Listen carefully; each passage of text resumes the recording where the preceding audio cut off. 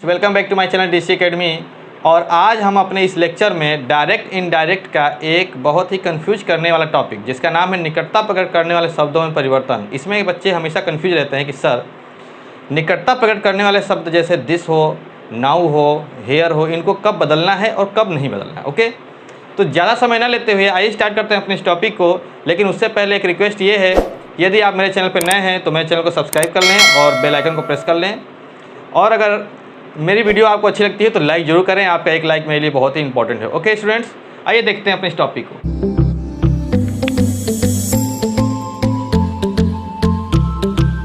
तो स्टूडेंट्स आइए देखते हैं अपने इस टॉपिक को।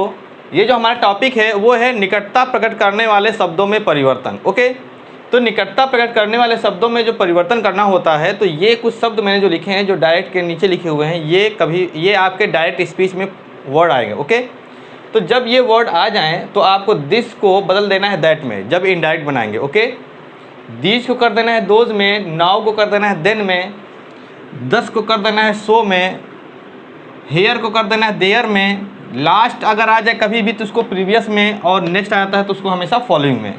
तो देखिए लास्ट डे हो या यस्टरडे हो, उसको हमको प्रीवियस डे कर देना है। ओके, नेक्स्ट वीक को हमको द फॉलोइंग डे कर देना है। सॉरी, यहाँ पर वीक नहीं होगा, नेक्स्ट डे होगा। मान लीजिए अगर नेक्स्ट डे हो तो इसको द फॉलोइंग डे कर देंगे, अगर नेक्स्ट वीक होगा तो फॉलोइंग वीक हो जाएगा, अगर हो जाए नेक्स्ट मंथ तो द फॉलोइंग मंथ हो जाएगा। The day after tomorrow, the day after tomorrow मतलब कल के बाद आने वाला, यानी परसों की बात हो रही है, तो इसको हम कर देंगे इन 2 days टाइम। टुडे का दैट डे, एगो का बिफोर, टुमारो को the next day, last night का the previous night, a year ago, before a year, come का गो, हेंस का देंस। और भी बहुत से ऐसे वर्ड हैं जिनको बदल सकते हैं, पर इतने सफिशिएंट है आपके सिलेबस के अकॉर्डिंग। ओके, तो आइए स्टूडेंट्स कुछ एग्जाम्पल के माध्यम से इस चेंजेस को समझते हैं। ओके, ये चेंजेस बहुत ही आसान होते हैं, एक बार इसको आप देख लीजिए, आपको आसानी से आ जाएगा। ओके, जब 3 एग्जाम्पल मैंने लिखा उसको देखिए। ही सेड टू देम, तो हम सेड टू क्या कर लेते हैं, told them. Okay, comma invert comma की जगह पे दैट लगा लेते हैं। और आई चूँकि फर्स्ट पर्सन का प्रोनाउन है, चेंज होगा किसके अनुसार, ही के अनुसार, तो ही हो जाएगा। मैंने कहा था विल का वुड हो जाएगा। लीव, यू एक सेकेंड पर्सन का प्रोनाउन है, चेंज होगा देम के अनुसार, तो यू और देम। देखिए ध्यान से, यहाँ पर यू भी ऑब्जेक्टिव केस है और देम भी ऑब्जेक्टिव केस है, दोनों परपेंडिकुलर पढ़ रहे हैं, तो यहाँ पर देम का देम हो जाएगा और नाउ का हो जाएगा देन। ओके, नाउ को मैंने किस में चेंज कर दिया, देन में, जैसा कि नाउ को देन में करना था। ओके, फिर बात करते हैं दूसरे सेंटेंस की। He said to me, he told me that, I change होगा ही के अनुसार हो जाएगा ही। अब आई केम हियर यस्टरडे, अब देखिए केम ये जो है वर्ब की सेकेंड फॉर्म है, तो मैंने असर्टिव सेंटेंस में रूल नंबर 4 आपको बताया था, उसमें केम अगर आता है तो हम क्या लिख देते हैं, हैड वर्ब की थर्ड फॉर्म। और हेयर को मैंने बताया है क्या करना है, देयर। और यस्टरडे को क्या करना है, देखिए यहाँ पर यस्टरडे को क्या करना है, द प्रीवियस डे, तो यहाँ पर हो जाएगा द प्रीवियस डे। ओके, अब देखते हैं थर्ड सेंटेंस को। थर्ड सेंटेंस है जतिन सेड टू हर्स, तो Jatin told hers, comma note comma की जगह पे दैट हो जाएगा। इट चूँकि थर्ड पर्सन प्रोनाउन तो चेंज नहीं होगा, इज का वॉज हो जाएगा वेरी हॉट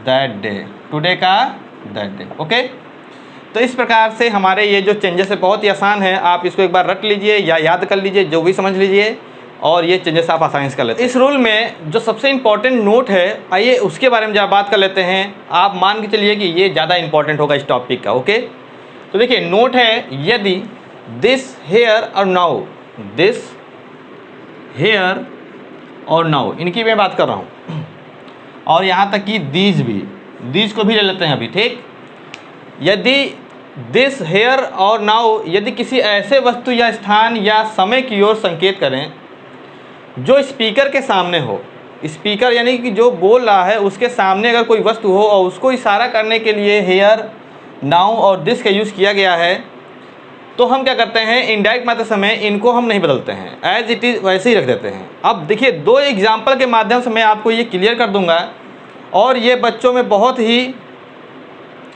प्रॉब्लम क्रिएट करता है कि सर कब दिस को बदलें और कब हम ना बदलें, क्योंकि हर समय तो दिस का मतलब यही होता है कि जो सामने हो। लेकिन मैं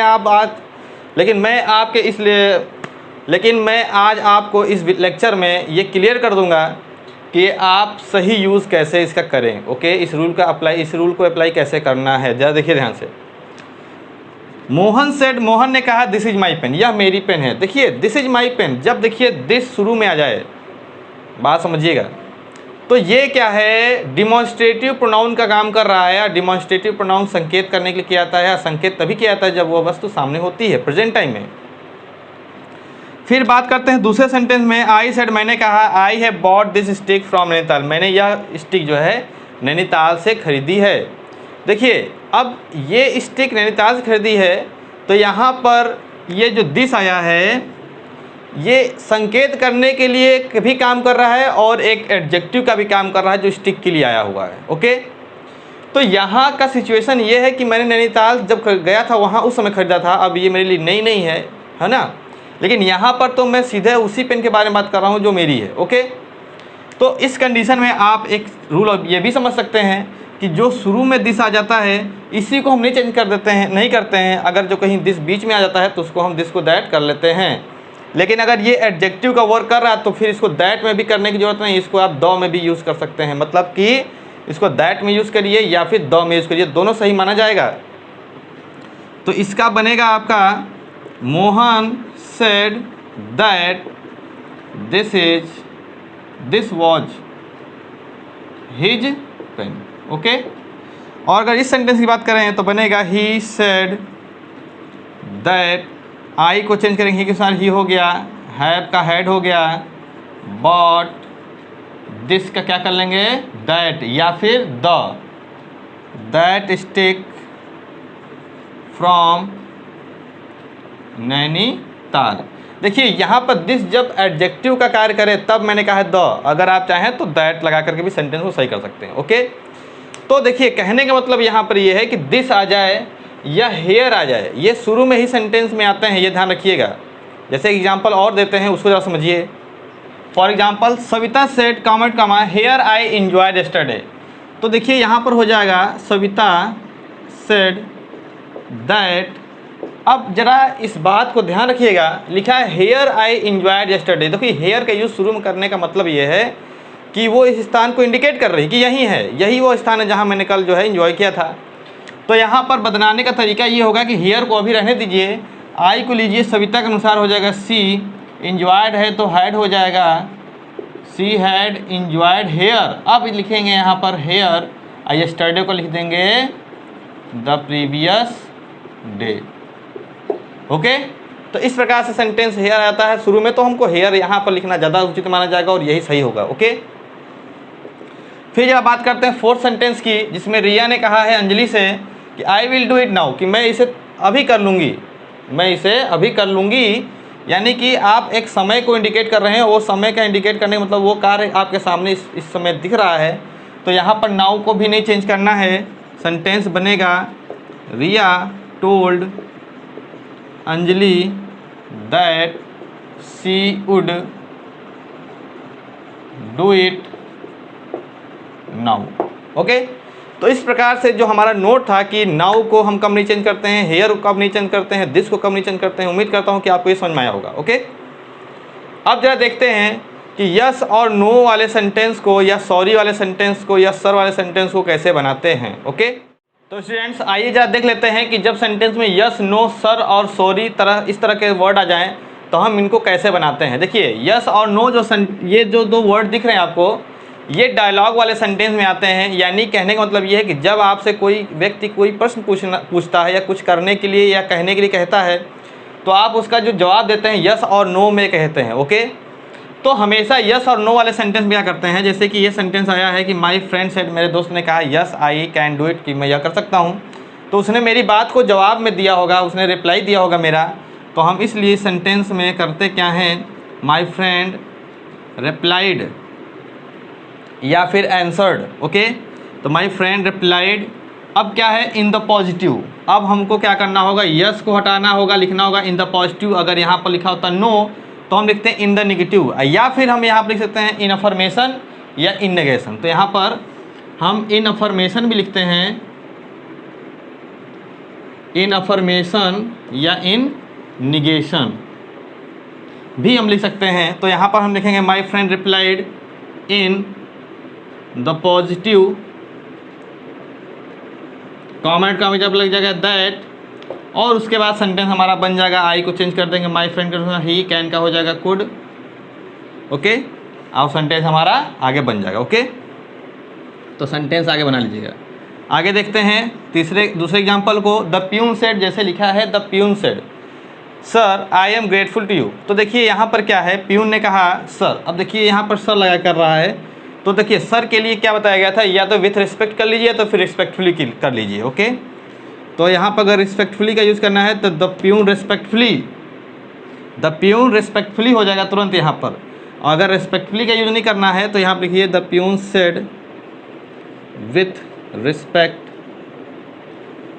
दैट, आई को चेंज करेंगे, प्यून का साइन हो जाएगा ही वॉज ग्रेटफुल टू। अब यू को चेंज करेंगे किसी ऑब्जेक्ट के अनुसार, यहाँ पर मान लेते हैं हिम। ओके, तो हमारा जो सेंस है वो है सर का और यस का। तो यस को क्या करते हैं इन द पॉजिटिव या फिर इन अफर्मेशन, अगर नो आया होता तो इन द निगेटिव या फिर इन नेगेशन, और सर आया है तो विथ रिस्पेक्ट या फिर रिस्पेक्टफुली। अगर रिस्पेक्टफुली बनाना है तो हम लिखेंगे the peon respectfully said that. और सॉरी वाले सेंटेंस की भी आइए देख लेते हैं। जैसे मान लीजिए लिखा हो ही सेड